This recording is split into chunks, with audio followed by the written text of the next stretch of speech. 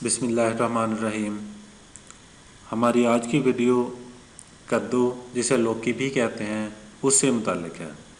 इस वीडियो में हम आपको इसके बहुत सारे फ़वाइद के बारे में बताएंगे कि किन किन बीमारियों के लिए ये फ़ायदेमंद है। वीडियो शुरू करने से पहले मेरी आपसे गुजारिश है कि आप हमारे वीडियो को शेयर करें और लाइक करें और हमारे चैनल को सब्सक्राइब करें। जज़ाकल्लाह। कद्दू के जूस के फ़ायदे। कद्दू यानी लौकी, इसके फ़वाइद मंदरजा ज़ैल हैं। कद्दू शरीफ, जो लौकी के नाम से भी मशहूर है, बहुत ही मशहूर व मारूफ सब्ज़ी है। ये सब्ज़ी हज़ूर नबी करीम सल्लल्लाहु अलैहि वसल्लम को बहुत ज़्यादा पसंद थी। आप सल्लल्लाहु अलैहि वसल्लम इस सब्ज़ी को बड़े शौक़ से तनावल फरमाया करते थे। फरमाने रसूल करीम सल्लल्लाहु अलैहि वसल्लम है, जब भी हांडी पकाओ तो उसमें कद्दू ज़्यादा डाल लिया करो कि ये गमगीन दिल को मजबूत करता है। ग़िज़ाइयत के लिहाज से ये तवानाई बख्श सब्ज़ी है। कद्दू के चंद एक फ़वाइद पेश नज़र हैं। हल्की आंच पर पकाए हुए कद्दू के सालन में फौलाद, calcium, potassium, vitamin A, vitamin B और मादनियों रोगनी नमकियात वाफर मकदार में पाए जाते हैं। कद्दू शरीफ मैदे की तेज़ाबियत और जलन में बहुत ज़्यादा मुफीद है।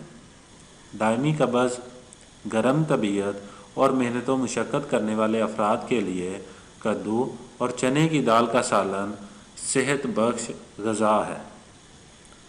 कद्दू हाफ़ज़े को मजबूत और तेज़ करता है और हर किस्म के दिमागी वरम यानी सोजन को दूर करता है। कद्दू का गूदा बारीक पीस कर अगर पेशानी पर लेप किया जाए तो इससे सर का दर्द जाता रहता है। कद्दू को गलाकर इसके टुकड़े पाबंदी के साथ खाना जिगर के मर्ज में मुफीद है। कद्दू का जूस पीना पेशाब की बंदिश और जलन में बहुत ज़्यादा मुफीद है।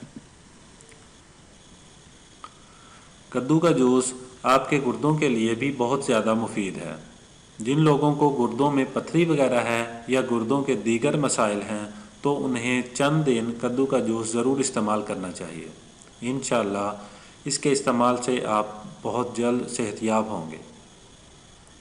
हमारे चैनल पर आपको सेहत से मुतल्लिक़ बहुत सारी मालूमाती वीडियोज़ मिल जाएंगी, इसलिए मेरी आपसे गुजारिश है कि हमारे यूट्यूब चैनल को सब्सक्राइब करें और हमारी वीडियोज़ को शेयर करें ताकि आप तक हमारी वीडियोज़ बर वक़्त पहुँचती रहें। जज़ाकल्लाह।